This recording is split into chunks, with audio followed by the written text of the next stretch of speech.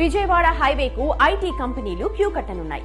చౌటుప్పల్ ఏరియాలో 30,000 ఎకరాల ప్రభుత్వ భూమి అందుబాటులో ఉండటంతో ఐటీ పార్కులు ఇక్కడ ఏర్పాటు చేయనుంది ప్రభుత్వం. ఫలితంగా ప్రస్తుతం హైటెక్ సిటీ, ఫైనాన్షియల్ డిస్ట్రిక్ట్ తీరున చౌటుప్పల్ పరిసరాల రూపురేఖలు కూడా రానున్న దశాబ్ద కాలంలో మారే అవకాశం ఉంది. ఎందుకు విజయవాడ హైవే అంటే నేషనల్ హైవే అది. అంటే హైదరాబాద్ నుంచి బిజియెస్ట్ గా ఉన్న నేషనల్ హైవే. మీరు అబ్జర్వ్ చేస్తే ఏ పండగకైనా టోల్గేట్ దగ్గర ఫస్ట్ ఒక గంట సేపు పండగ చేసుకున్న తర్వాతనే వాళ్ళ విలేజ్ పోవాల్సి వస్తుంది. సో ఫస్ట్ ఆఫ్ ఆల్ అది నేషనల్ హైవే తో పాటు క్యాపిటల్ టు క్యాపిటల్ కనెక్టెడ్.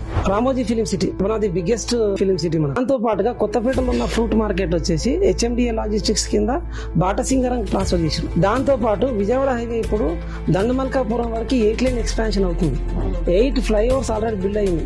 అంటే ఇవన్నీ వస్తున్నాయని చెప్పట్లే, మనం ఆల్రెడీ వచ్చింది. Dandamalkapuram industrial area, green industrial park, MSME అంటే medium and small scale industries ఏసియాలోనే బిగ్గెస్ట్.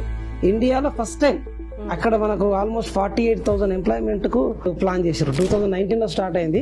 ఆల్మోస్ట్ 120 కంపెనీస్ స్టార్ట్ అయినాయి మ్యానుఫ్యాక్చరింగ్ అండ్ సప్లై.